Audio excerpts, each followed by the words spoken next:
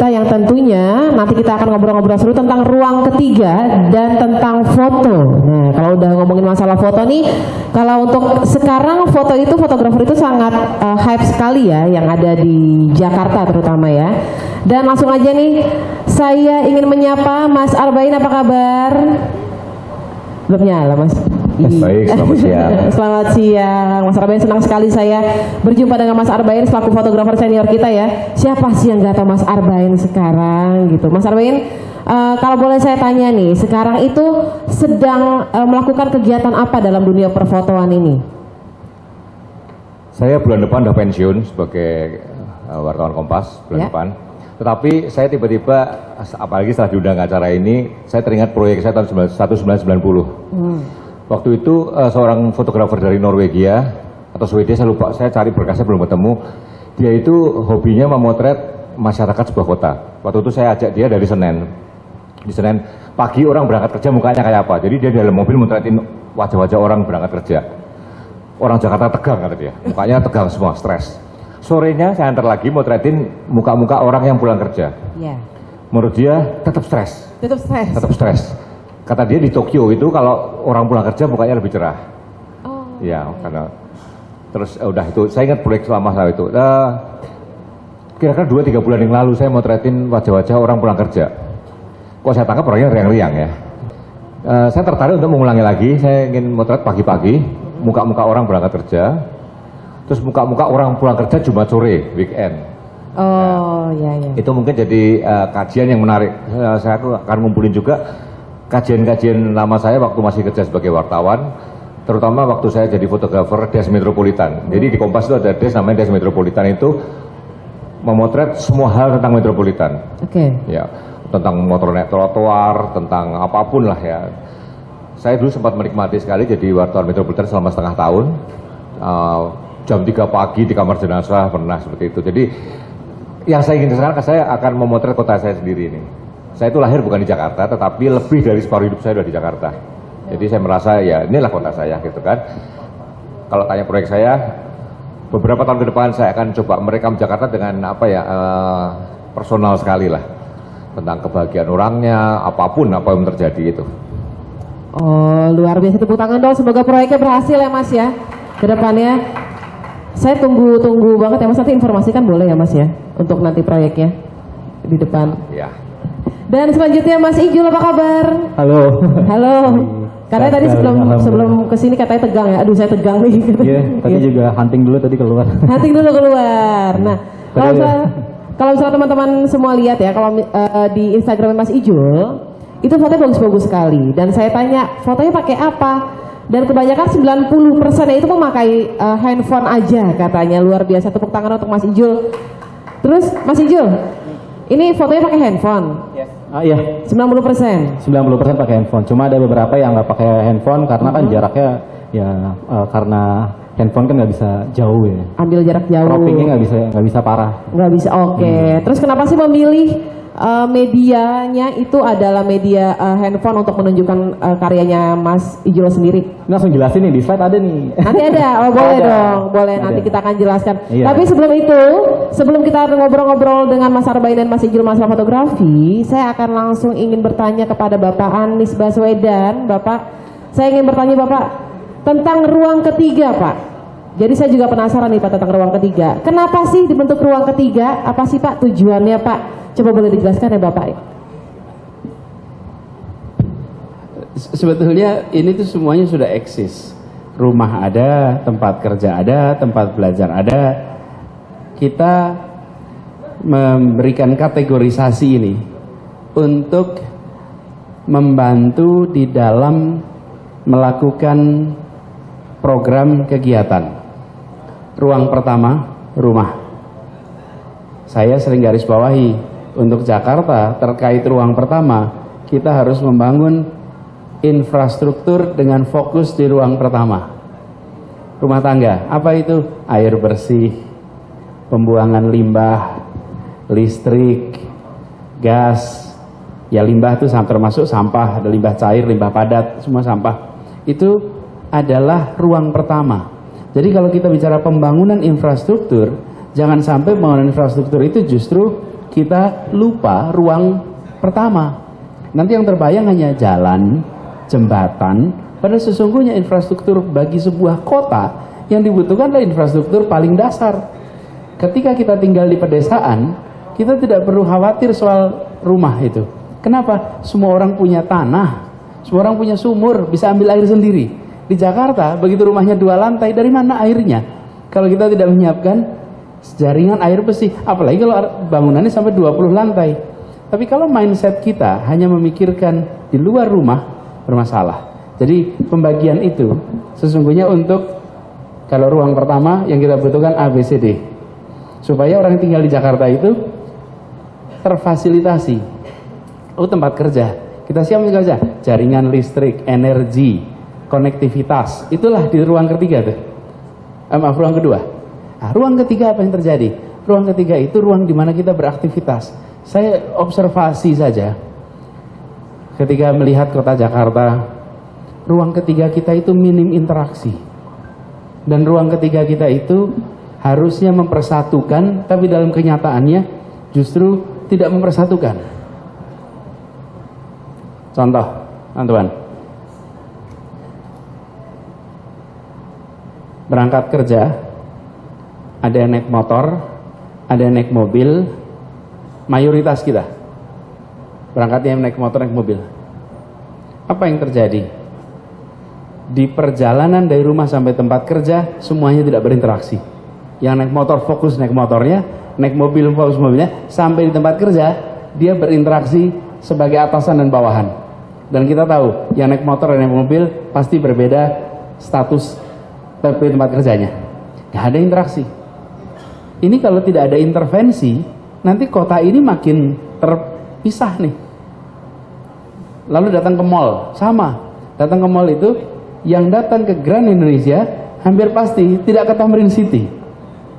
Yang datang ke Tamrin City hampir pasti tidak masuk Grand Indonesia. Itu berjejeran di situ. Jejer. Lalu negara, kami ini menjadi negara membiarkan itu.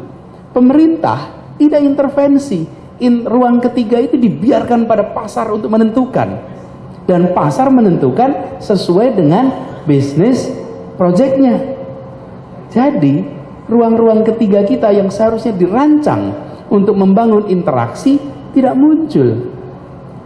Dan kalau dari tahun baru, Ibu tahu, yang tahun baru di kafe dan yang tahun baru di jalanan, saya jamin sosial ekonominya beda sekali. Yang datang ke Monas hampir pasti itu mereka yang dari sosial ekonomi bawah. Ragunan begitu, Ancol begitu. Ini ruang ketiga semua. Trotoar sama. Karena itu sekarang yang saya bayangkan, saya tanggung jawab nih di kota ini. Kami DKI harus merancang sebuah konsep yang nanti dilaksanakan yang membuat ruang ketiga itu berinteraksi lintas sosial ekonomi. Ruang yang dimana semua bisa ketemu. Nih, mulai transportasi, diintegrasikan transportasi itu. Transportasi integrasikan, lagi prinsipnya kolaborasi. Kita tidak kerjakan sendiri. Transjakarta, MRT itu punya kita. Kita ajak seluruh pengelola transportasi untuk menjadi satu. Seperti ini kita kolaborasi. Diajak bareng-bareng. Apa yang terjadi? Jumlah penumpang di tahun 2017, kendaraan umum kita 300.000 penumpang per hari rata-rata. Itu sudah jalan 13 tahun, 13.000. Begitu kita kolaborasi dengan semuanya, dalam waktu 2 tahun meningkat menjadi 640.000 penumpang per hari. 2 kali lipat. Luar biasa. Kolaborasi. Nah, ini menarik apa kalau kolaborasi? Nih, bedanya naik kendaraan pribadi dan kendaraan umum. Dari kampung sampai ke halte bis, itu kalau naik kendaraan umum, maka misalnya Ijul sama saya sekampung, saya tahu jadwalnya Ijul keluarnya jam berapa, berangkatnya naik rute nomor berapa, karena kita ngantri di tempat yang sama. Begitu saya sampai, kita berjalan kaki, ada interaksi di antara kita. Dan di tempat kendaraan umumnya, kedudukan tidak menentukan tempat duduk, tidak ada. Naik pesawat, naik bis, naik itu ada kedudukannya. Siapa naik bisnis, siapa tidak. Siapa masuk di lounge, siapa masuk penonton, itu menentukan. Tapi kalau kendaraan umum, stasiun, kemudian bis, MRT, tidak ada. Mau siapapun, Bapak Presiden pun kalau naik MRT berdiri di situ. Tidak otomatis ada slot yang khusus. Teman-teman, ini adalah equalizer. Karena itu saya selalu membayangkan yang namanya ruang ketiga itu adalah ruang yang bisa memberikan perasaan kesetaraan. Datang ke taman, ini ada foto taman di sini, bukan? Ada foto taman. Itu kalau datang ke Jalan Kendal, datang ke pedestrian, datang ke taman, datang ke trotoar, dirancang untuk membuat lintas sosial ekonomi merasa punya space yang sama, yang tidak dibedakan. Nah, jadi kenapa dulu saya menggunakan istilah ruang ketiga? Supaya kita, pemerintah, serius membangun bagian ini dengan semangat kesetaraan, dengan semangat memberikan pengalaman, dengan semangat membuat Jakarta memiliki sebuah arena di mana ekspresi bisa dimunculkan, termasuk ekspresi budaya dan lain-lain. Nah, ruang kedua sudah itu kantor, sekolah, udah kita beresin tuh. Ada yang swasta, ada yang pemerintah. Ruang pertama infrastruktur, tapi ruang ketiga, nah kita selama ini menganggap ruang ketiga itu easy aja, relax saja, tidak didesain dengan ide. Nah ini teman-teman, mengapa saya selalu menggarisbawahi, mengapa sebelum ada karya itu harus ada gagasan, baru di bawah gagasan ada narasi, sesudah itu baru ada karyanya. Tapi kalau kita langsung karya saja, tidak ada gagasannya, nanti kita tidak tahu untuk apa itu. Jadi kalau lihat trotoar, melihat transportasi diintegrasikan, gagasannya adalah bukan sekedar memindahkan orang pakai kendaraan pribadi kendaraan umum, tapi membangun kebersamaan, membangun kesetaraan, membangun ruang interaksi. Jadi itu jawaban panjang atas pertanyaan singkat soal ruang ketiga tadi. Terima kasih. Terima kasih Bapak Anies, jelas sekali ya, luar biasa. Ternyata di belakangnya itu kompleks sekali ya, tujuannya juga jadi sangat jelas terlihat. Ini pantesan Pak, jodoh sekarang makin susah Pak emang Pak, karena nggak berinteraksi Pak. Mudah-mudahan setelah dibangunnya segala infrastruktur yang ada di DKI Jakarta, jodohnya makin deket ya Pak ya. Amin. Waduh Mas Bagas keras banget nih ngomongnya Mas. Ini khusus buat yang jomblo ya? Iya, untuk yang jomblo Pak, benar. Selama janur kuning belum melengkung lah Pak, nggak apa-apa. Nggak apa-apa ya Mas Bagas ya.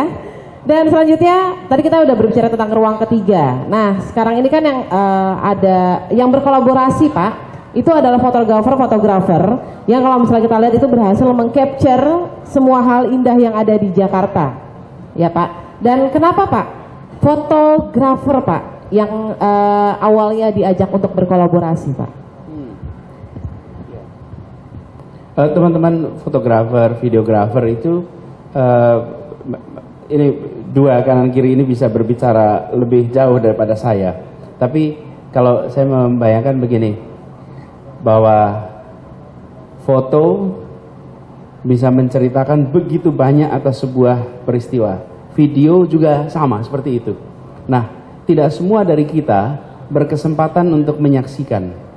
Tapi banyak dari kita ingin ikut merasakan.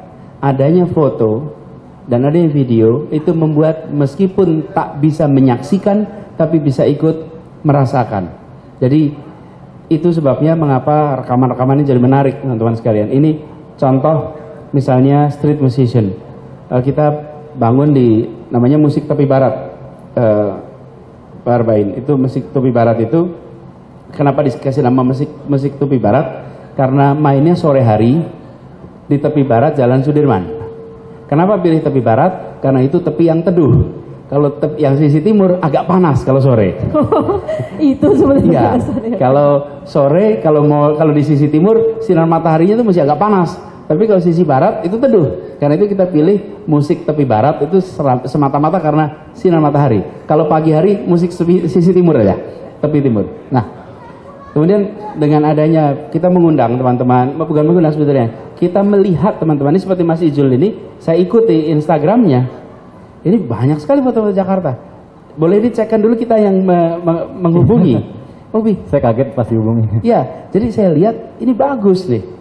Nah, bukan kami yang merekrut fotografer lalu kita kampanyekan, udah nggak lagi itu, udah bukan zamannya. Sekarang itu ini adalah Jakarta, silahkan Anda ambil gambarnya, apa yang Anda butuhkan kami fasilitasi, dan tidak pernah sedikit pun pesen, tolong ambil yang begini, nggak pernah sama sekali. Nggak pernah, justru kebebasannya itu ada pada teman-teman semua, betul ya Mas Yusuf? Bebas, silahkan. Inilah kota kita. Dan kita mengundang itu dalam rangka untuk mengharapkan lebih banyak lagi yang bisa mengalami. Nah, teman-teman fotografer itu selalu matanya lain. Matanya itu beda. Itu saya ngeliatin foto-foto di situ ya. Mas Armin lihat situ, kok bisa ya kelihatan gini gitu. Ketika saya lewat tuh gak kelihatan tuh begitu. Tapi ketika teman-teman memotret, itu muncul angle-angle yang tak terbayangkan sebelumnya. Di situ keindahan hasil karya teman-teman semua itu. Jadi ini saja akan membuat perasaan yang berbeda tentang Jakarta kita. Dan saya merujuk kepada bagaimana cara para pendiri Republik awal ini kita libatkan semua terlibat dan bangun suasana yang optimis. Teman-teman sekalian, ini dikit aja. Pada saat kita merdeka itu 95% penduduk buta huruf. 95% penduduk buta huruf. Tapi tidak pernah pemimpinnya bicara tentang kalian buta huruf, kalian terbelakangnya pernah. Pemimpinnya itu bilang, beri saya 10 pemuda dan saya akan guncang dunia. Lah 9 dari 10 pemudanya buta huruf coba. Bagaimana cara mengguncang dunia? Kalau kita bicara statistik, buta huruf. Tidak, pesannya positif. Memajukan kesejahteraan umum. Tidak ada mengatakan memerangi kemiskinan, tidak ada. Mencerdaskan kehidupan bangsa. Tidak ada mengatakan memerangi kebodohan, tidak ada. Pesan itu positif. Nah, akhir-akhir ini, selama akhir ini itu beberapa dekade terakhir ini, begitu banyak pesan-pesan yang muncul dari bangsa ini justru memangkas percaya diri bangsa. Bangsa kita dipangkas percaya dirinya oleh kita sendiri. Dengan rame-rame, kita beramai-rame justru melihat sisi yang berbeda. Teman-teman sekalian, ini yang harus kita ubah. Saya menulis artikel di Kompas 20 Mei 2008 memperingati 80 tahun Sumpah Pemuda. Waktu itu permintaannya Kompas, saya tulis. Judulnya waktu itu adalah membangkitkan percaya diri bangsa. Karena itu udah kejadian 11 tahun yang lalu. Jadi saya bukan ngomong itu sekarang nih. Ini berarti bahwa bangsa ini itu harus dijaga optimismenya. Teman-teman menyaksikan foto-foto itu. Siapa melihat foto itu dan tidak merasa optimis dengan Jakarta? Siapa melihat foto itu tidak merasa bangga dengan kota kita sendiri?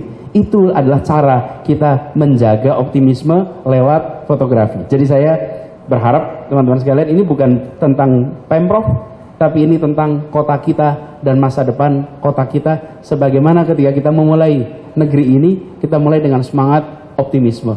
Itu kira-kira jawabnya. Oh iya, benar, luar biasa. Saya baru sadar loh pas Bapak ngomong memerangi kemiskinan. Itu tagline-nya emang kira-kira banyak sekali ya Pak ya.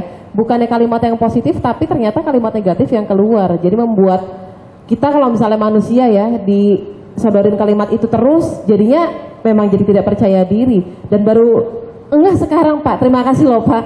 Keren banget Pak. Nah, tadi kita udah ngomong masalah angle nih. Bapak udah ngomong masalah angle fotografi. Sekarang saya ingin bertanya dengan Mas Arbain nih. Mas Arbain sudah berapa lama Mas nyemplung di dunia foto Mas? Maestro. Jadi kelihatan tua ya. Saya pertama kali terlibat dalam fotografi itu tahun 74. Saya kelas 1 SMP, belajar cuci cetak itu pertama kali sebelum motret. Tapi saya profesional baru tahun 88. Oh. Saya tahun 74 SMP Pak, cuci cetak. Tahun 88 saya kerja di Papua. Jadi fotografernya Pak Karis Hud, waktu itu ketua MPR ya, Yayasan Asmat. Pak Karis Hud sama Mbak Tutut Soeharto waktu itu diliput Kompas, tiba-tiba tertarik masuk Kompas. Itu aja sejarah saya. Oh. Saya tidak pernah merencanakan hidup saya terlalu detail sih. Oh. Ya. Apa adanya aja, mengalir aja. Nah, kalau untuk masalah angle foto Mas, ini foto kota kan ya? Ya. Kan tadi seperti Bapak bilang ya, seorang fotografer itu matanya tuh suka lain memang. Itu gimana Mas? Jadi gini, kenapa seorang jadi fotografer? Saya pernah, kalau saya ditanya itu selalu saya bilang saya nggak pernah tahu. Kalau orang tahu kenapa dia senang fotografi, dia nggak begitu senang sama fotografi. Seperti orang senang warna merah, senang masak, itu dia nggak tahu sebetulnya. Cuma karena ditanya dia berusaha jawab. Kenapa dia cinta sama si A, kenapa cinta sama si B? Itu sebenarnya dia nggak tahu. Ya, jadi kalau tentang kecintaan pada sesuatu itu sesungguhnya nggak pernah ada alasannya. Itu dari dalam ya, dari atas yang ngasih mungkin. Saya tiba-tiba dari kecil senang motret aja tanpa tahu kenapa saya senang. Terus kalau saya jalan di Jakarta, saya motret, saya nggak tahu kenapa saya potret. Oh. Salah seorang senior saya dulu, Mas Kartono almarhum itu dulu pasti pakai film ya, tahun 90 saya masuk Kompas masih pakai film. Jadi kalau ada acara di Departemen Keuangan, acara dimanapun, nggak mungkin 36 habis kan. Katakanlah ganti roll, terus roll kedua itu kan kepake nggak sampai 36. Yeah. Nah kata Mas Kartono, itu motong itu kerepotin, habisin. Ngabisinnya gimana? Di jalan saya motretin apapun yang saya potret. Kata Mas Kartono, waktu motret mungkin nggak berguna. 10 tahun lagi lihat. Dan itu saya buktikan betul. Saya naik Monas tahun 1992, puncak Monas. Ya. Saya motret bawah, masih ada Jakarta Fair tuh, ke bawah. Itu klisenya dicuci, nggak diapa-apain karena foto apa sih baru dipotret ya. Tahun 2016 ketemu, saya scan, luar biasa itu foto. Saya naikin di stellar saya, nanti kapan-kapan saya tunjukin juga ya. Iya. Bahwa Jakarta itu tahun 92 itu berapa tahun yang lalu ya? 27 tahun yang lalu kira-kira. Itu berubahnya juga drastis banget ya. Terus foto saya tahun 2003 waktu terowongan 2002, terowongan Senen itu baru dibuat. Rumah saya kan di Kemayoran. Itu macetnya minta ampun. Saya motretin, kesel kan macet kan? Terus saya pindah ke Medan. Pulang dari Medan saya potret lagi, terowongannya udah jadi. Wah, itu kayak apa ya? Jadi gini, kenapa Jakarta dulu jadi ibu kota? Pemindahan ibu kota itu politis. Tetapi kenapa awalnya sampai Jakarta terpilih? Bahwa Jakarta itu memang posisi yang unik. Dari sisi perdagangan, sisi arus dan sebagainya, membuat pelan-pelan dia jadi pusatnya Indonesia ya. Itu suatu pilihan yang mengalir sampai dia jadi ibu kota. Dan faktanya memang yang saya rasakan setelah saya di penduduk Jakarta bahwa banyak hal yang nggak ada di kota lain di Indonesia. Saya kan waktu wartawan Metro tiap hari motretin Jakarta sampai rasanya biasa banget di Jakarta. Tetapi tetap ada hal istimewa yaitu sekitar Lebaran. H-3, saya terakhir motret 2004 ya. Saya nongkrong di Kalimalang, itu ratusan motor yang sampai koper-kopernya di motor semua itu. Bawa 2 anak di depan, 1 di tengah, istrinya bawa gembolan, di belakang ada tambahan bambu lagi, ada koper lagi. Sekarang mungkin nggak seramai dulu ya, tapi tahun 2004 saya masih dapat itu. Tinggal nongkrong di Kalimalang aja duduk pinggir jalan udah. Banyak yang seperti itu kita dapatin. Dan itu rutin tiap tahun terjadi. 1 ya, soal mudik. Terus 2, Lebaran hari kedua itu langit Jakarta biru. Itu yang orang sering nggak ya. Hanya Lebaran kedua langitnya biru karena setelah beberapa hari kendaraan berkurang, langitnya lebih bersih ya. Saya ingat betul, saya tahun masih pakai film ya. Saya lupa tahun 2004 atau 2005. Sebuah gedung mau dibangun di Jalan Sudirman. Saya nggak usah kebetulan gedungnya gedung apa. Waktu itu tanahnya masih dikosongin, mau dibangun. Nah, lantai paling atas itu penthouse disewakan, penthouse mahal. Saya sama seorang fotografer senior juga disewa untuk motret dari tempat itu. Jadi pemandangan dari penthouse gedung itu. Saya bilang kalau motret dari situ, Lebaran hari kedua Pak. Kenapa? Langitnya bersih, bagus. Oke, setujui. Sewa helikopter, Lebaran hari kedua. Dah, nggak mikir bahwa Lebaran hari kedua semua pilot libur. Jadi pas Lebaran hari kedua itu tahun 2004 itu nggak ada pilot yang bisa terbangin kita. Akhirnya dipotret di hari biasa juga. Akhirnya ya nggak terlalu bersih. Tapi Jakarta itu memang punya keunikan yang tidak ada di kota lain. Saya kira semua komunitas fotografi hari ketiga Lebaran, hari keempat Lebaran hunting di Taman Sudirman pasti pernah ya. Ada yang bawa kloset, wah buang air besar di tengah jalan itu kan. Ada yang bawa bebek-bebekan dan sebagainya. Itu hanya ada di Jakarta saya kira ya. Yang begitu kontras hari biasa sama hari ketiga Lebaran, hari keempat Lebaran sampai Jalan Sudirman itu jadi kanvas fotografi yang unlimited ya. Kreativitas satu persatu muncul. Bawa betap 2014 itu ada bawa betap mandi di tengah Jalan Sudirman gitu ya. Itu saya kira tidak ada di kota lain di Indonesia ya. Orang mungkin saya juga pernah sebagai orang Jakarta pasti pernah maki-maki di jalan, macet dan maki macam. Tapi juga pernah happy-happy di jalan. Jadi kalau menurut saya ya, kalau Anda hobi fotografi, sebenarnya kalau Anda warga Jakarta, Anda tuh punya lahan hunting yang tidak akan pernah habis. Car Free Day aja. Mertua saya mulai sakit-sakitan, saya beberapa kali Car Free Day, itu pun saya masih menemuin banyak yang menarik. Ada yang bawa bebek, Anda pernah lihat kan fotonya? Hewan peliharannya bebek. Kalau bawa anjing sih biasa gitu ya, bawa kucing juga mungkin masih nggak terlalu aneh. Bawa bebek, bebeknya nggak diikat loh, dia lari-lari bebeknya ngikutin dia gitu. Itu yang ada di Jakarta. Itu aja barangkali ya bahwa kalau Anda hobi fotografi, Jakarta itu lahan hunting yang tidak akan pernah habis. Tergantung bagaimana Anda cara melihat. Gitu. Oh, luar biasa. Tepuk tangan dong untuk Mas Arbain.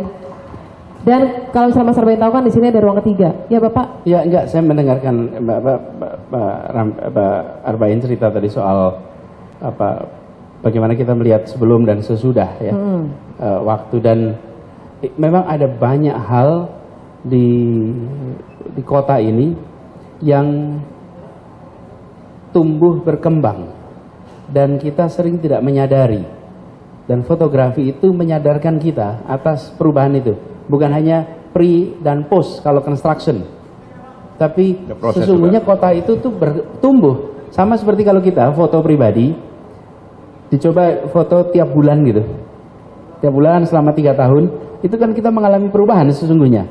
Tapi teman kita tidak selalu menyadari. Ini benar sekali Mas, ini salah satu hal yang menarik di kota kita adalah kalau kita melihat Jakarta tempo dulu, tapi bukan dulu sekali. Dulunya itu tahun 70-an, tahun 80-an, itu menyaksikan tempat-tempat yang kita sekarang tahu, tapi wajahnya beda. Misalnya Bundaran HI. Bundaran HI itu kan ya dari tahun 70-an, kira-kira bentuknya seperti itu kan? Air mancurnya itu. Air mancurnya itu juga. Kemudian terasa sekali perubahan itu. Jadi nerusin aja, betapa itu membuat kita bisa lebih merasakan bahwa kota kita mengalami evolusi terus-menerus. Oh, saya lupa, pada tahun 2017, sekitar 25 ibu-ibu di atas 40 tahun ya, ibu-ibu kantoran semua, ingin bikin proyek buku foto. Dia minta saya jadi kuratornya. Saya sarankan, coba bikin Jakarta. Jadi ibu-ibu itu setiap pulang kantor mereka hunting. Ada yang saya suruh subuh-subuh ke Pasar Kramat Jati. Ada yang subuh-subuh ke Pasar Senen itu kan. Dan jadi buku yang cukup menarik. Jakarta pada suatu ketika, pada suatu waktu oleh 25 ibu-ibu. Semuanya bukan fotografer, semuanya pekerja kantoran, ibu rumah tangga ya. Yeah. Jadi buku tahun 2017. Itu saya kira, dan ibu-ibu pun bisa bikin foto yang wow gitu loh. Oh. Bahwa Jakarta itu banyak sisi, terminal Senen, terus macam-macam lah, kemacetan di mana gimana. Terus hari saya waktu itu Imlek dapat nggak saya? Imlek, Lebaran, Natal, Paskah. Jadi dapat semua agama Hindu yang di Rawamangun juga. Jadi Jakarta dari semua sisi di mata ibu-ibu yang bukan fotografer, cuma dia warga Jakarta yang punya kamera. Dan itu pun jadi suatu rekaman yang menurut saya menarik sekali. Sampai Menpar bayarin 500 ekstra lagi untuk dibagikan di sekolah-sekolah. Keren banget. Jadi dari sisi wisata pun oke, dari sisi dokumentasi juga oke. Ibu-ibu yang bukan fotografer. Ibu-ibu yang bukan fotografer. Ya. Ini ada kemungkinan lagi nggak, Mas? Apa itu? Ada lagi nih. Nah makanya saya tantangin ini semua komunitas ini ngumpul, ada Pak Anies juga, bikin satu buku lagi ya dari sisi lebih luas kan, mungkin buku menarik Pak, Jakarta 2019 misalkan gitu. Dari sisi lain ada sisi yang ini kan komunitas yang aneh-aneh kan. Kalau ibu-ibu itu memang klasik banget ya, yang ibu-ibu itu bikin tuh klasik banget, bener-bener saya nggak bisa nyuri yang aneh-aneh gitu loh ya. Aneh-aneh misalkan ya masuk yang kawasan-kawasan yang kumuh sekali misalkan ya. Artinya saya pernah tahun 91 saya tinggal di, tahu kan Jalan Latu Harari itu ada jembatan, ada yang di bawah jembatan ada yang tinggal masih ada nggak sekarang tuh? Saya pernah tinggal di situ semalaman, kolong itu, saya pernah di situ semalaman, makan Indomie. Indomie. Jadi bikin sama mereka, saya ikut makan, saya pernah tahun 91, itu waktu saya jadi anak metro. Jadi, kalau ibu-ibu nggak mungkin saya suruh ke situ kan, atau ke, kalau dari Senen jembatan belok kanan itu, nyusurin rel itu.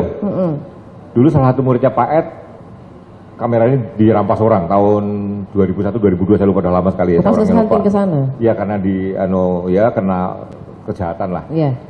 Nah sekarang saya tantang mungkin bisa ngambil Jakarta dari semua sisi, mungkin jadi buku sejarah loh, dan secara kontemporer ya. Iya. Itu mungkin tantangannya Pak, mungkin.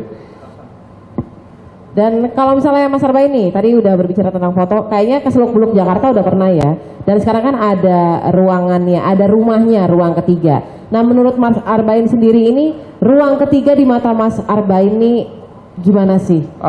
Banyak ruang ketiga yang aneh, kayak stasiun MRT lah ya, itu busway, jangan busway aja. Itu pada hari pertama dibuka itu, ibu saya datang dari Semarang, datang naik mondar-mandir di Juang, duduk AC, senang itu. Jadi kayak alat transport jadi alat hiburan. MRT sama, saudara-saudara dari Solo, dari Surabaya datang Jakarta hari Minggu, saya anterin dari Sarinah turun masuk, wah yang antri panjang banget gak jadi ya. Akhirnya hari Senin siang masih lebih mending. Jadi jembatan penyeberangan yang bagus tadi itu ya, itu jadi tempat selfie loh.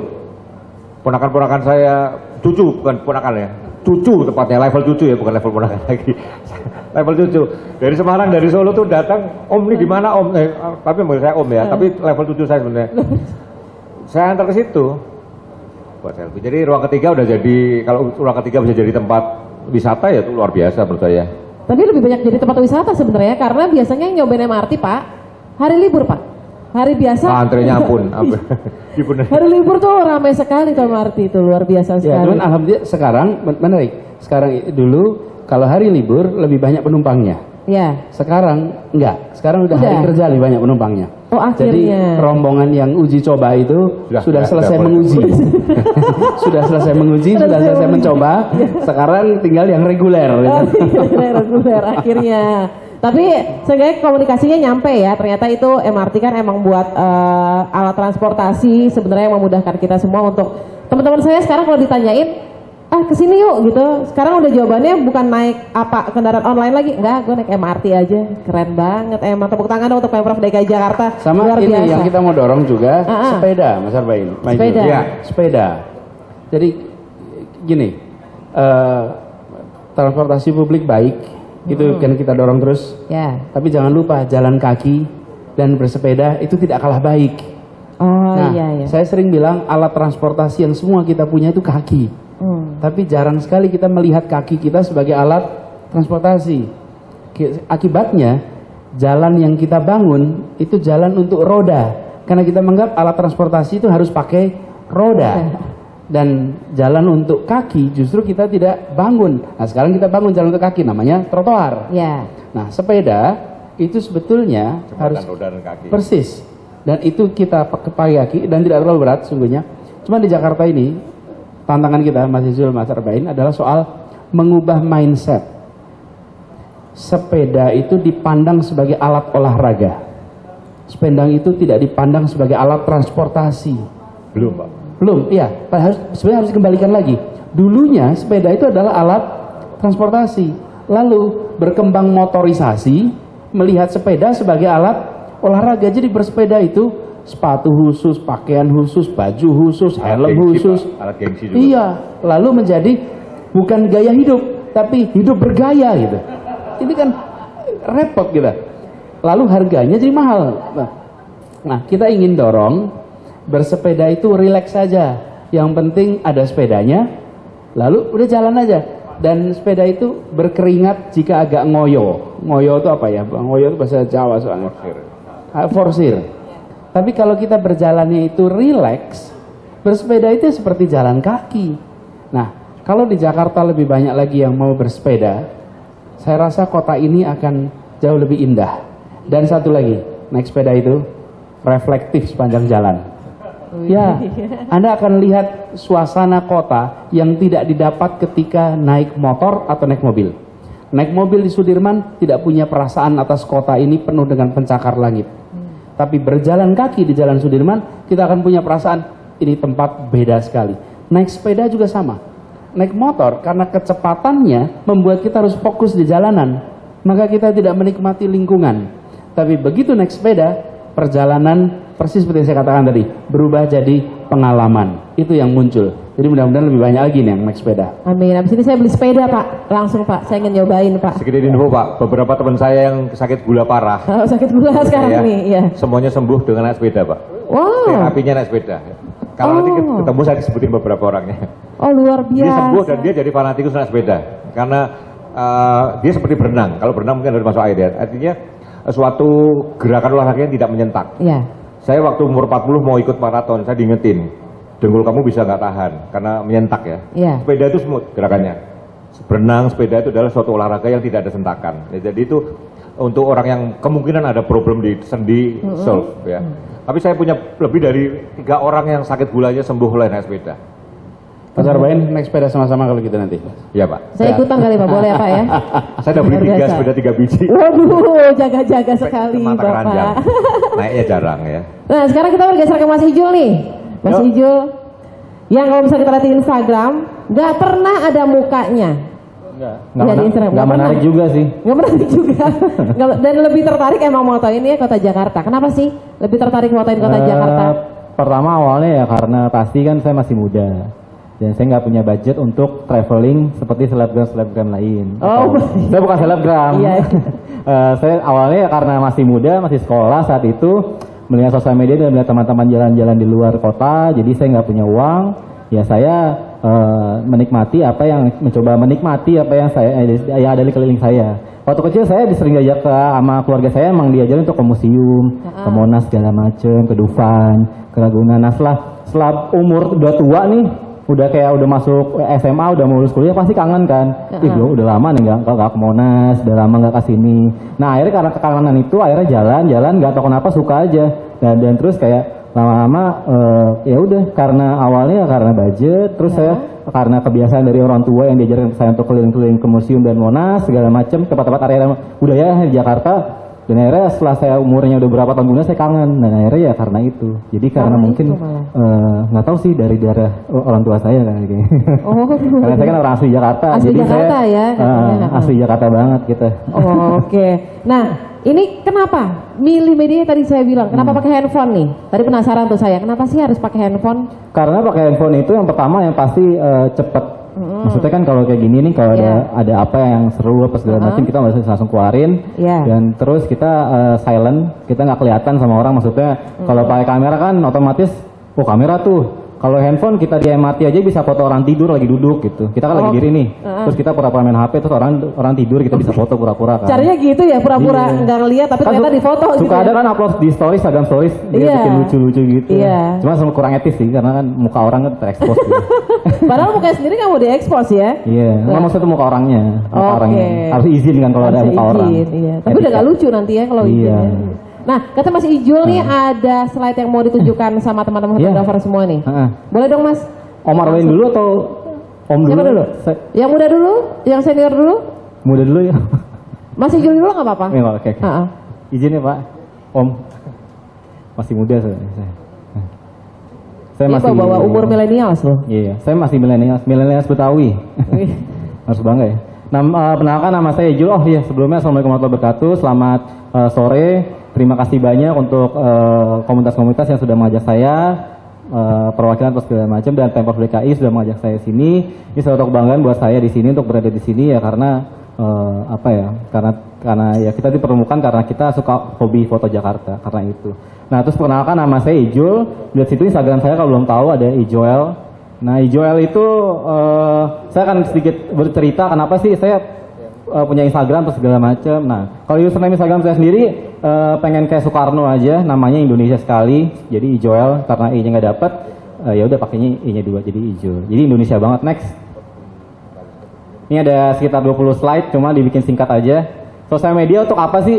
Jadi saya tuh awalnya sosial media hanya berpikir untuk grup-grup di Facebook, untuk grup-grup kelas, untuk grup-grup share tugas, apa segala macam. Ternyata sosial media khususnya Instagram bisa kita mempertemukan kita dengan orang-orang yang kita nggak kenal, bahkan bisa berdiri saya di sini samping sama Pak Gubernur gitu. Saya nggak menyangka hal itu bisa terjadi gitu karena sosial media. Tapi tergantung itu dari orangnya sendiri. Jadi sosial media kalian harus gunakan. Kalau misalkan banyak orang berpikiran kayak harus punya banyak followers dulu kah atau segala macam, atau banyak punya kamera dulu, atau punya apa segala macam. Enggak, sebenarnya sih hanya mindset dari kalian aja. Apapun yang kalian suka asal konsisten itu bisa membuat kalian bisa jadi apapun gitu. Contohnya saya juga nggak nyangka bisa seperti ini. Next. Saya akan cerita sedikit dari latar belakang Instagram saya, istilahnya behind the scene dari Instagram saya. Kenapa sih fotonya bisa begitu apa segala macam, dan kenapa saya suka hobi banget keliling-keliling Jakarta nggak jelas gitu. Terus di next. Yang pertama, saya itu awalnya itu adalah seorang Instagramers. Instagramers mungkin orang awamnya itu adalah YouTubers, blogger, apa segala macam. Nah, saya Instagramer. Instagramer itu apa? Instagramer itu adalah pengguna Instagram yang aktif untuk menggunakan Instagram dan aktif untuk bertemu dengan teman-teman yang dipertemukan gara-gara Instagram gitu. Kayak contohnya misalkan saya bikin Instamit. Nah, Instamit itu namanya Instagramer Meetup ya, kopdarnya anak pengguna Instagram. Nah, kalau ada orang yang pengguna Instagram ikut Instamit, dia Instagramers. Dan kalau dia punya relasi dari gara-gara Instagram itu dari Instagramers. Jadi saya awalnya Instagramers. Dan di sini di slide-nya kalian bisa lihat itu ada foto-foto orang-orang. Itu zaman dulu banget. Itu yang saya kenal itu semua gara-gara Instagram. Sampai sekarang saya kenal semua.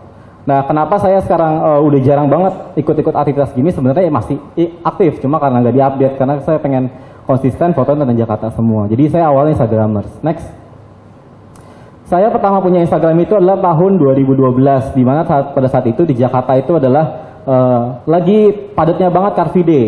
Karena kan situ lagi musim banget sepeda, pas segala macam, dan saya ikut komunitas sepeda fiksi. Saya dulu aktif main sepeda, fiksi yang warna-warni ala ya, merah, bannya merah, terus remnya pink, apa segala macam. Dulu tuh buat saya itu keren banget. Dan akhirnya saya ikut komunitas itu.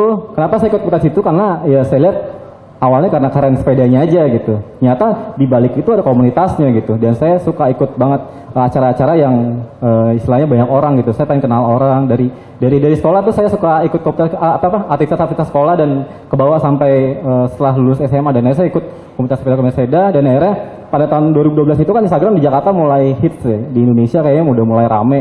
Nah, awalnya ini konten-konten foto saya kayak gini nih. Foto-foto kayak lagi itu lagi di flyover yang di Casablanca, itu kan belum jadi. Nah, saya suka banget tuh ke proyek-proyek yang belum jadi. Saya kayak di otak saya itu saya kepikiran sama kayak Omar Ben juga. Saya kepikiran kayak kalau ntar 5 tahun lagi fotonya saya ada, kayaknya seru ya kayak punya foto. Sebenarnya sih buat saya sih itu capek ya, karena naik flyover terus segala macam, terus pengen foto gitu aja. Ini fotonya pakai BlackBerry Gemini pada saat itu. Terus kok bisa upload di Instagram gitu? Karena saya minta handphone teman saya yang iPhone 3G, pada saat itu masih iPhone 3G, saya numpang upload. Jadi saya pindahin ke komputer, saya minta teman saya yang punya handphone bagus, saya upload di situ, saya numpang. Jadi saya dulu itu awalnya login Instagram itu hanya seminggu sekali, dan alhamdulillah sekarang bisa login setiap hari sih. Jadi dulu tuh awalnya foto-foto sepeda nih gini nih, suka ke Sunda Kelapa, kayak ke ujung Banjarnegara Timur. Bener, naik sepeda itu experience-nya beda banget ya, kita bisa masuk ke gang-gang, dan kita juga kalau masuk ke pemukiman atau ketemu orang itu lebih welcome gitu, dibandingkan kita naik motor tuh sangka mau nyulik orang apa segala macam. Mungkin naik sepeda tuh lebih capek gitu, tapi kalau buat saya mungkin awalnya capek, tapi kalau terbiasa pasti efeknya pasti jangka panjang gitu. Jadi saya awalnya foto gini nih, foto selangkangan lagi naik sepeda gitu, keren-keren aja gitu, nggak tahu sih keren aja buat saya gitu. Nah, ini ada gadget-gadget yang pernah saya pakai. Yang pertama itu saya pakai handphone Samsung yang keyboardnya masih ABC di angka 1. Terus saya pakai BlackBerry Mini, ada handphone Imo, Samsung S3 Mini. Sampai sekarang saya pakai, ini bukan promosi ya, ini hanya sharing aja karena banyak yang nanya. Saya sekarang pakai handphone Google Pixel yang kedua. Kenapa saya pakai handphone ya? Karena simple, cepat, kita nggak kelihatan, idenya lebih banyak. Kenapa idenya lebih banyak? Karena handphone auto kan ya. Jadi kita nggak mikir, kalau saya sih nggak mikir masalah shutter speed apa segala, saya cuma mikir saya harus foto yang ada di depan saya tuh gimana caranya unik gitu, dengan perspektif yang unik. Next. Oh iya, kalau pakai handphone budgetnya murah ya, tapi tergantung orangnya juga. Jadi walaupun handphonenya megapikselnya hanya kecil, tapi kalau orangnya pinter-pinter memanfaatkannya pasti hasilnya bagus. Next. Ini konten yang bagus dan efek yang bagus. Kalau saya lebih milih efek yang bagus. Kenapa? Karena konten yang bagus belum tentu konten yang bisa memiliki efek yang bagus juga gitu. Bisa jadi kan efeknya jelek maksudnya. Tapi kalau efeknya bagus, walaupun konten yang nggak bagus, pasti tetap orang nilainya positif gitu. Nah, kenapa saya berpikir kayak gitu? Ya karena saya nggak tahu kenapa awalnya itu kan orang nilai saya aneh gitu. Dulu nggak ada kerjaan gitu. Dulu kan waktu lulus SMA itu kan masih nggak ada kerjaan ya. Terus SMA juga banyak waktu luang kan, waktu jadi maba apa segala macam atau magang, itu waktu luangnya waktu luangnya sangat banyak. Jadi sih saya keliling-keliling Jakarta, awalnya saya bilang aneh gitu. Terus lu foto-foto ngapain sih gitu? Saya merasakan kenapa saya tetap lakukan hal itu. Yang pertama ya karena mengisi waktu luang saya, dan saya menunjukkan kalau Jakarta tuh seindah yang Jakarta tuh nggak seperti yang kalian pikirkan gitu di lewat Instagram saya. Next. Oh iya, makasih Pak. Ini apa ya? Ini, oh, iya. Itu buat pindahin. Ada. Laser ya, kayak motor baru ya. Maaf Pak, saya nggak belakangin. Ya nih, konten yang bagus menurut saya seperti apa? Yang pertama itu adalah komposisi. Nah, dari contoh foto ini adalah foto warung. Di sini ada bapak-bapak, komposisinya bagus. Kenapa? Karena sini kayak rokok semua. Mohon izin Om, jelaskan tentang foto. Om kan lebih senior ya, saya malu jadinya. Yang pertama, menurut saya konten yang bagus adalah komposisinya bagus. Yang kedua adalah momennya. Ini momen di Gedung Candranaya di Glodok. Saya ngambil momen ini adalah momen orang pulang sholat Jumat. Cuma kelihatannya kayak mafia gitu aja sih. hanya imajinasi saya aja. Saya emang orangnya rada aneh. Nah terus yang ketiga ini adalah foto di Monas. Ini menurut saya konten yang bagus adalah unik angle-nya juga.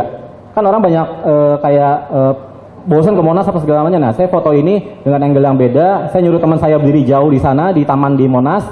Habis itu saya suruh diri terus jauh. Saya ngambil low angle. Jadi kelihatannya kayak pohon-pohonnya tinggi gitu. Jadi kayak kelihatannya bukan di Monas gitu. Next. Efek yang bagus. Konten yang memiliki efek yang bagus menurut saya pertama adalah tujuannya positif. Yang kedua memiliki arti. Yang ketiga bisa menginspirasi orang lain. Kayak contohnya foto ini saya ngambil di gedung CTC di Senen. Waktu itu saya lagi neduh menuju Kemayoran. Waktu itu lagi hunting biasa keliling-keliling nggak jelas naik motor. Ini saya ngambil di lagi neduh, hujan. Kebetulan saya selalu standby handphone, kamera, segala macam. Dan tiba-tiba saya udah lihat dulu nih orangnya kakeknya bajunya pink menarik gitu. Kakek pakai baju pink kayaknya lucu gitu di foto. Awalnya pengen foto dia lagi hujan-hujanan aja gitu. Nyata dia berhenti depan saya. Terus akhirnya dia di kucuran sini ternyata dia minum air gitu. Terus akhirnya kayak saya foto, saya upload di Instagram, saya pengen nunjukin kalau lu harus bersyukur gitu dengan kehidupan lu di Jakarta gitu. Orang aja masih ada yang membutuhkan minum dari kucuran air di gedung CTC ini gitu. Jadi kayak saya menunjukkan untuk orang untuk lebih bersyukur, harus lebih melihat sekitar lah, lebih peduli dengan sekitar gitu. Ini foto tahun 2017. Ini next. Next. 1 menit ya? Lama. Cepat aja. Oke. Influencer bukan profesi. Saya sendiri bukan influencer. Banyak banget orang salah kaprah di sosial media itu adalah saya influencer. Saya pengen jadi influencer. Salah. Influencer itu bukan profesi ya. Influencer itu adalah sebutan untuk orang yang memiliki efek. Walaupun itu pendek, mau panjang, mau besar atau dikit itu influencer. Tapi jangan sampai salah kaprah kita pengen jadi influencer itu salah gitu. Jangka waktu pasti pendek nanti di sosial media. Next. Next lagi. Next. Langsung aja deh terakhir. Next. Ini aja. Udah waktunya udah dikit tadi kita diingetin mulu. Ini adalah saya menjelaskan langsung ke poinnya. Proses selama saya berkeliling explore di Jakarta. Yang pertama prosesnya itu adalah imajinasi. Saya selalu berimajinasi kemana tempat saya mau akan datang. Saya mau dapatkan foto seperti apa. Yang kedua adalah harus terbiasa sensitif. Sensitif ini adalah karena di Jakarta itu banyak banget ya, kita ketika di Pelikan Crossing itu banyak banget aktivitas orang. Dan kita kalau nggak sensitif, kita akan kehilangan momen. Nah di saat kita udah terbiasa untuk sensitif, pasti momen-momen ini bisa kita dapat. Contohnya kayak foto ini. Foto ini saya imajinasi seperti di Tokyo. Cuma karena saya nggak punya budget ke Tokyo, jadi saya di Jepangan aja di Jakarta gitu. Nah, ini foto pertama, mungkin ada pernah lihat. Jadi saya pas Pelikan Crossing jadi, saya membayangkan Shibuya gitu. Saya imajinasi di otak saya Shibuya, tapi versi low budget. Nah saya akhirnya berpikiran nunggu hujan di Pelikan Crossing. Pada saat itu saya mendung, saya langsung OTW ke sini, parkir di Wisma Nusantara. Saya berdiri di sini, saya nungguin hujan. Dan akhirnya alhamdulillah hujan. Dan kebetulan di sini ada orang Jepang pakai payung 2, terus bisnya kan baru nih, bagus ya. Jadi kayak pas saya foto kayak Jepang banget gitu, kebetulan Jepang. Dan ini kayak foto yang ini kalian perhatiin, ini kontras komposisinya bagus menurut saya karena di sini ada orang bule pakai jas payung, OTD-nya ini warnanya kontras gitu. Kayak seakan-akan kayak di New York atau luar negeri atau di mana. Dan akhirnya saya berpikir kayak Shibuya, saya ngambil dari tengah Pelikan Crossing. Shibuya itu kan payungnya banyak ya. Dan akhirnya kebetulan saya nungguin Pelikan Crossingnya warna hijau, orang pada lewat, saya di tengah mandi hujan waktu itu. Akhirnya saya foto cek, alhamdulillah dapat seperti ini. Jadi ini adalah 3 proses yang saya lakukan setiap hari. Yang pertama saya imajinasi, harus sensitif dan menunggu. Karena tidak setiap saat kita sesuai dengan ekspektasi. Jadi yang penting usaha aja sih. Jadi intinya sih konsisten aja. Itu aja mungkin. Next lagi. Mantap. Jadi saya nggak pernah berpikiran untuk mencari uang dari sosial media segala macam. Saya hanya mencari pengalaman yang kira-kira nggak orang dapatkan, itu yang paling penting. Itu sih. Terima kasih. Saya Ijul dan saya cinta Jakarta. Terima kasih. Mas Ijul, percayalah, masih bagusan Jakarta daripada Shibuya tadi. Iya. Percayalah. Ternyata lebih bagus. Ternyata lebih bagus. Perspektif kita. Perspektif aja. Mas, percayalah ya. Dan tadi kalau kita udah melihat Mas Ijul ya mempresentasikan pengalamannya dia yang kebanyakan dari imajinasi ternyata ya. Iya, imajinasi. Dan sekarang kita akan mendengar dan melihat presentasi dari Mas Arbain tentang pengalamannya di dunia fotografer juga nih. Dia akan menceritakan sedikit tentang pengalamannya Mas ya.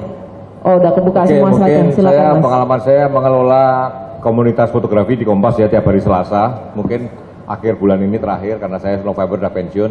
Ini beberapa yang berhasil saya tarik 2 hari terakhir ya. saya turunkan tulisan tentang ini komunitas rooftop. Jadi hobinya naik puncak-puncak gedung, motretin Jakarta dari puncak gedung ya. Jadi saya bikin artikel melihat Jakarta dari atas Jakarta. Ada komunitasnya rooftop fotografer. Jadi izin ke gedung ini naik rooftop, motretin ya. Ini artikel yang pertama, motret Jakarta dari atas Jakarta. Itu yang Monas itu saya motret tahun 2006, HUT Jakarta dari puncak gedung Bank Indonesia ya. Yang biru kanan itu saya motret dari The Plaza. Itu yang itu saya motret dari sorry ketutupan. Oh pakai Mac ya. Oke. Jadi ini foto yang pertama ya. Ini yang berhasil saya tangkap. Ini saya motret Jakarta dari beberapa rooftop yang pernah saya ambil. Next. Nah ini buruknya Jakarta dalam indahnya fotografi. Ini unik juga. Lomba foto tentang buruknya Jakarta. Sebuah SMA di Jakarta bikin itu. Semua yang buruk tentang Jakarta, tapi fotonya jadi indah-indah. Tuh lihat itu yang atas itu daerah kumuh. Juara pertamanya ini bantaran di Tanah Abang. Terus itu membersihkan sampah sungai di daerah kota dan sebagainya. Ini pokoknya buruknya Jakarta dalam indahnya fotografi. Jadi Jakarta buruk pun jadi indah ya. Itu 2014 kalau nggak salah ya. Next.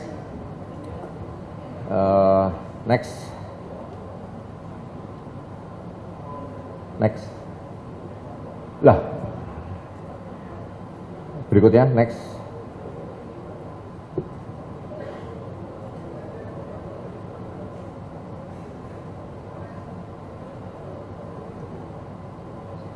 Next.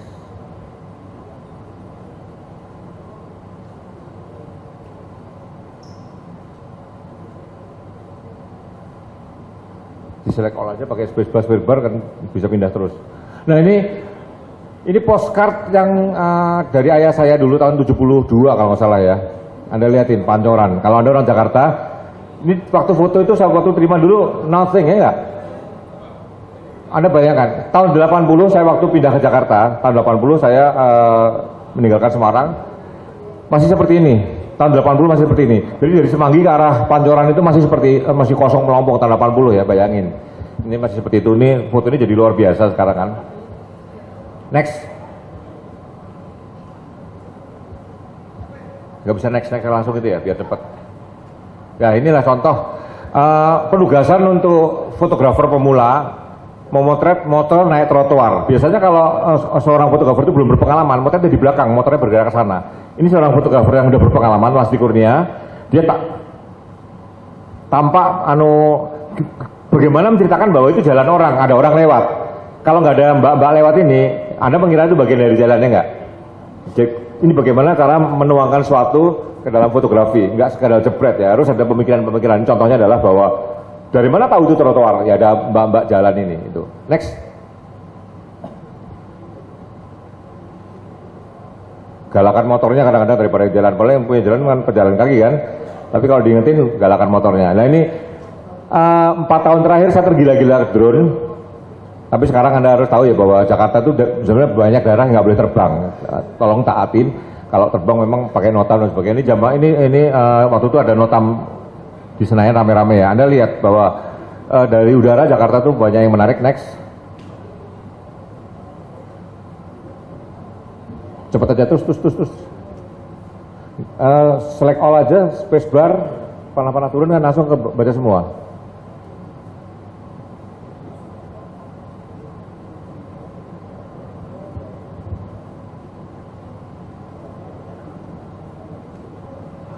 Select all aja, select all. Kalau ini Mac bukan? Ya Mac. Select all, spacebar, panah-panah turun terus kan satu-satu ke buka. Itu JPEG semua kok. JPEG semua Mas. Sambil menunggu nih, tadi saya mau nanya itu yang Jakarta Tempo dulu, ya. Itu akhirnya dikomersilkan atau enggak? Itu atau disimpan kartu sendiri? pos. Saya dulu kartu punya. Pos? Ya, dan itu saya dapat lagi di Senen. Oh iya.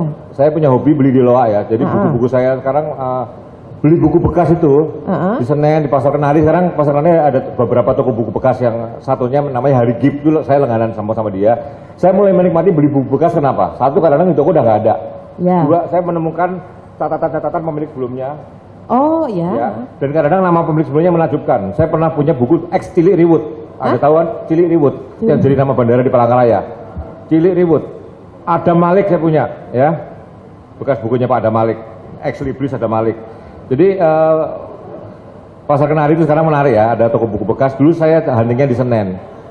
Buku bekas itu kadang-kadang sisa-sisa yang pemilik sebelumnya itu banyak hal yang lebih dari sekedar buku gitu yang saya tahu. Oh iya, langsung merinding saya pas ternyata di dalamnya ada itu ya, sampai spesifik banyak catatan itu. seperti itu ya. Atau catatan pembaca sebelumnya kasih panah dan sebagainya. Ya, Oke, ini terus next ini saya tergila-gila masih mau memotret Jakarta dengan drone. Ini terus next. Ini dari lapangan Banteng ya, Senja, barat sebelah sana. Kalau Pak Anies bilang tadi, barat kan sebelah sana. Kalau Sudirman sisi barat itu kan karena memang terhalang kan. Ini juga pemandangan Jakarta ke arah barat, Istiqlal, ada katedral, ini menurut saya bagus sekali ya. Naiknya nggak terlalu tinggi nih, cuma 15 meter udah dapat pemandangan ini. Tapi kalau kita berdiri di tanah nggak dapat ya. Saya naikin drone 15 meter, next. Ya udah nggak boleh lagi. Ini sama ini Istiqlal katedral ya, next. Nah ini juga main-main di lapangan Banteng, next. Ini next. Ini subuh, saya nekat subuh itu timur ya, itu timur jam 5 pagi saya udah di lapangan Banteng, waktu itu masih tergila-gila memotret Jakarta dari udara. Next. Ini detailnya, mungkin kalau nggak pakai drone nggak tahu detailnya itu. Next. Pakai drone Mbak. Pakai drone ya, tapi sekarang udah. Ini di Pancoran waktu itu terbang rame-rame resmi ya, ada izinnya. Next. Ini dulu, sekarang udah nggak boleh di Bundaran HI ya. Ini tahun 2016 akhir, itu jembatan V-nya masih ada tuh Pak, jembatan penyeberangan yang V masih zaman dulu banget ya, masih nakal saya dulu ya. Next. Ini Tugu Proklamasi, next. Nah ini, tiap sholat Id, paling unik itu Jakarta tuh Pak, backgroundnya gereja sholat Id di Jatinegara. Ikut rumah saya. Apa? Ikut rumah saya. Ini menurut saya luar biasa sekali. Tahun 2009 saya pameran foto tunggal di Kuwait City. Saya belum motret ini, belum pakai drone, belum motret ini. Saya motret di Senen. Saya dari salah satu gedung bioskop itu naik. Selain sholat di perempatan Senen itu orang Kuwait terkagum-kagum ya Pak. Foto itu laku dijual langsung. Orang sholatnya di jalanan di Senen. Ini kalau saya bawa lagi ke pameran mungkin juga orang juga ada bayangan ini indah sekali menurut saya foto ini. Ini indah sekali. Next. Oh, udah habis ya. Jadi itu kira-kira ya bahwa Jakarta tuh nggak pernah habis-habis dan selalu berbeda dari kota manapun di Indonesia. Jadi ibu kota apa tidak ibu kota, keistimewaan Jakarta bukan di situ. Bahwa Jakarta memang unik ya dari posisi dan pergerakan manusia dari segala arah. Akhirnya memang kenapa dulu VOC pusatnya di Batavia ya karena banyak proses seperti itu. Itu kira-kira yang bisa saya sampaikan tentang Jakarta. Tepuk tangan dong, keren banget fotonya. Ini yang dibilang lainnya mata fotografi ya. Dan kalau sekarang langsung aja nih kita tadi sudah mendengar beberapa penjelasan, ngobrol-ngobrol bareng sama ketiga narasumber kita pada siang hari ini. Dan sekarang saya ingin membuka sesi tanya jawab. Mungkin ada teman-teman di sini yang penasaran banget dari tadi cuma nonton tapi dalam hati tuh pengen nanya tentang fotografi kah, tentang Jakartanya kah. Mungkin ada, saya akan buka langsung 2 sesi pertanyaan. Ya teman-teman. Silakan. Coba mikrofonnya boleh Mas? Atau saya kasih aja nih. Selamat siang kepada semua pembicara, Pak Anies, Mas Bain dan Mas Ijul. Mungkin di antara kita semua di sini teman-teman komunitas yang ada ingin menanyakan sebenarnya lebih kayak gini ke Pak Anies. Akhir-akhir ini kita kebetulan banyak kesusahan masalah akses Pak. Kita mau ngambil gambar, aksesnya sangat persulit sekarang ini saat ini. Mungkin dengan adanya acara seperti ini kita bisa dapat kemudahan akses untuk bisa mengambil gambar tentang ruang ketiga Jakarta dari sisi yang lain. Contohnya kayak kita bisa naik ke gedung seperti tim dari teman-teman rooftop tadi Om. Itu isi tiap gedung. Nah ya kalau mungkin bisa dapat difasilitasi seperti itu, bisa banyak gambar-gambar yang lebih bagus lagi diciptakan Pak. Seperti itu, terima kasih. Oke, satu pertanyaan langsung 2 sekaligus ya. Tunggu, saya ada lupa, saya mau terima kasih sama Pak Anies, kantor pos Cikini itu sekarang udah nggak ada kabel, itu saya. Oh, oke. Dari saya, kalau bisa semua gedung Pak, bersih. Nggak boleh dibawa jadinya ya. Iya, keren banget tuh Bang. Lalu, yang kedua, satu lagi ada yang ingin bertanya? Ya, di belakang Mas pakai baju biru. Boleh maju ke depan Mas? Nih YouTuber. Belum. Oh ya, YouTuber. Iya. Apa yang dibebasin? Kalau YouTubers gampang dikenali ya. Oh iya. Baik, terima kasih. Nama saya Abi. Mungkin sekaligus curhat juga. Sangat. Seringkali yang muncul di media sosial kita atau yang sering jadi foto yang ditampilin di timeline kita hanya Jakarta Pusat atau Jakarta Utara atau Kota Tua. Padahal sebenarnya kan Jakarta itu punya banyak wilayah lain yang menarik untuk diangkat. Kira-kira kebetulan ada ruang ketiga pertemuan hari ini, kira-kira apa sih yang harus kita lakukan supaya daerah-daerah lain di Jakarta itu, selatan, timur, barat, yang juga punya banyak cerita menarik untuk ditampilkan itu bisa kita angkat juga dan orang lain jadi lebih tahu bahwa Jakarta bukan pusat Jakarta di Jakarta Pusat aja, tapi wilayah lain juga. Banyak kok, di Instagram saya banyak. Nah, selain ngeliat ke Instagram Ijul ya, pasti kan banyak di sana. Thank you, Mbak. Terima kasih. Tadi Mas Bagas boleh langsung jawab. Pak Anies mungkin ya Pak ya.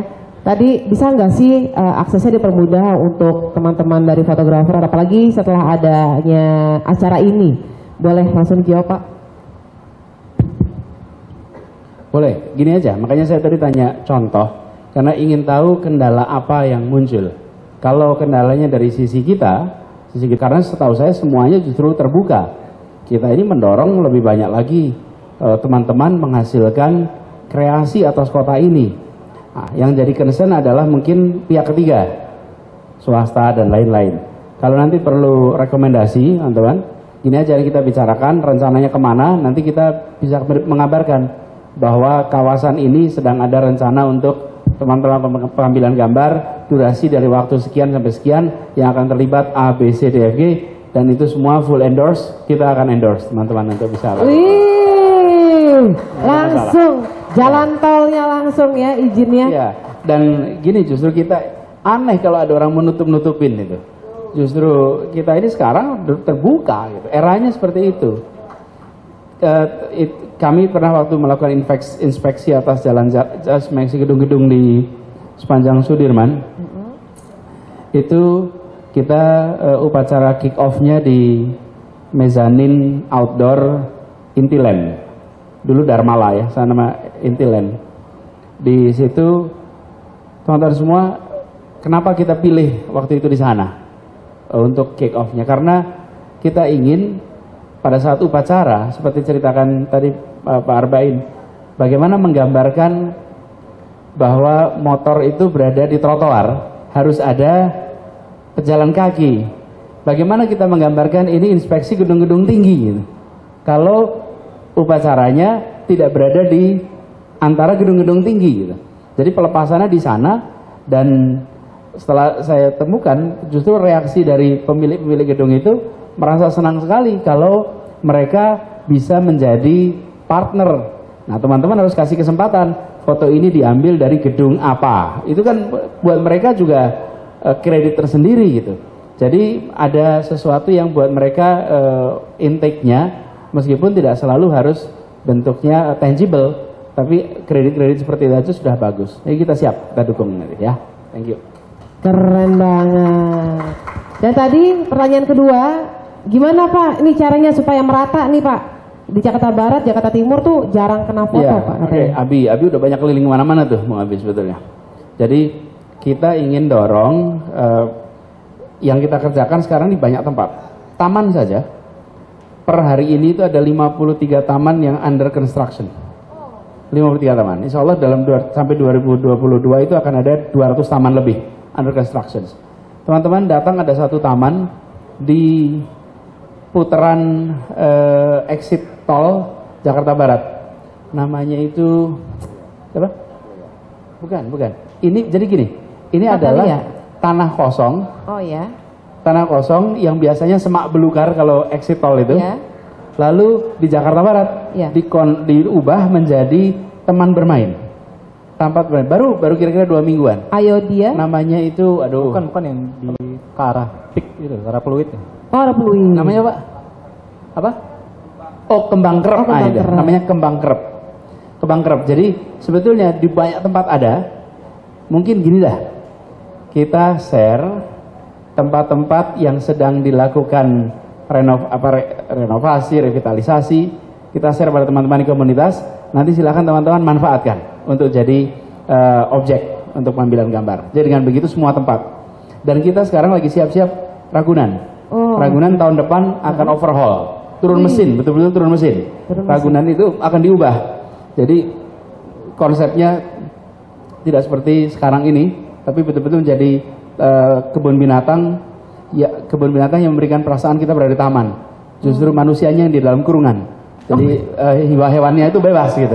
Hewannya bebas, manusia yang kan dikurung. kita biasanya kebalik gitu. Iya, biasanya hewannya yang dikurung gitu, kitanya nonton gitu. Kalau itu nanti justru merekanya hidup bebas di alam sana dan dengan variasi. Gini lah, nanti udah lihat gambarnya udah jadi, udah ceritain. Surprise gitu ya. Tapi, Pak ya.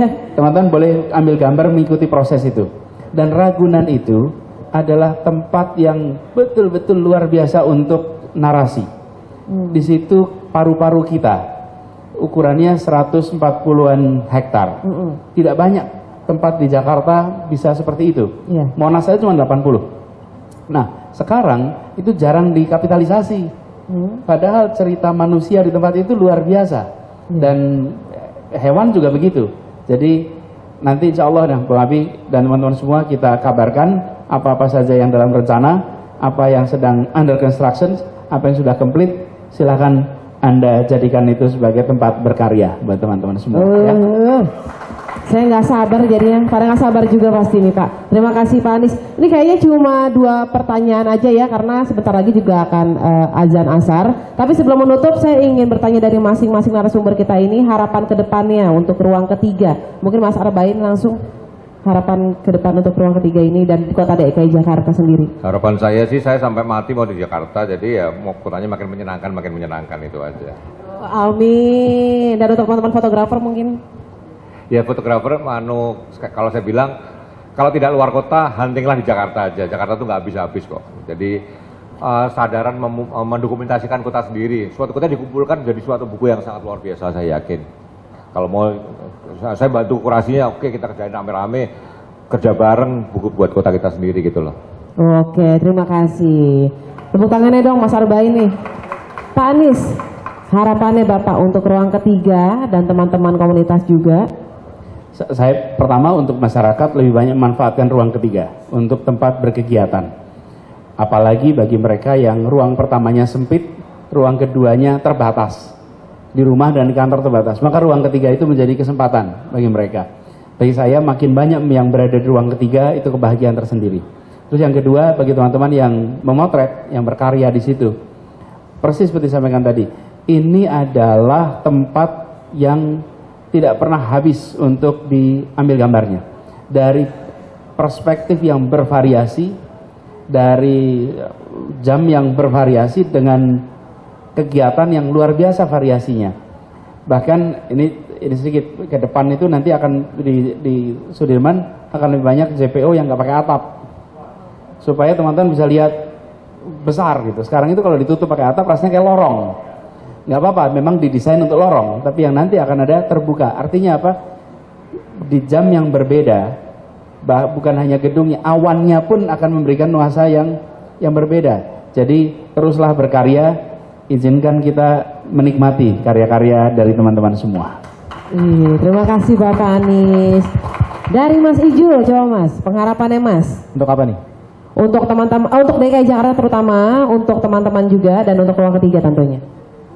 Untuk DKI Jakarta yang pasti pembangunan cepat selesai dan semakin merata. Dan jangan lupa di Jakarta itu yang indah itu bukan hanya bangunannya, infrastrukturnya, sejarahnya, tapi juga banyak segala macam kuliner. Atau kalian cobalah jangan hanya ke Jakarta Pusat aja. Cobalah ke pinggir-pinggir daerah Jakarta. Itu sebenarnya banyak sekali yang bisa kalian nikmatin. Cuma di sini mudah-mudahan semakin orang semakin terubah mindsetnya untuk mencoba sesuatu yang tidak terlihat instagramable aja, tapi juga terlihat dari sisi efeknya apa, positifnya apa, dan nilainya apa. Itu aja sih. Pasti banyak orang pasti yang bakal nikmati, nggak cuma di pusat aja, tapi harus ke pinggiran juga. Itu harapannya sih semua orang kayak gitu. Harus dari kitanya soalnya. Harus dari kitanya ya sebenarnya ya. Oke, luar biasa. Tepuk tangan untuk ketiga narasumber kita pada sore hari ini. Luar biasa sekali. Terima kasih Mas Arbain, terima kasih Pak Anies Baswedan, terima kasih Mas Ijul. Ya boleh berdiri dulu, kita berfoto bersama mungkin. Iya. Boleh ya? Iya, cantik sendiri ya Mbak, nggak apa-apa ya.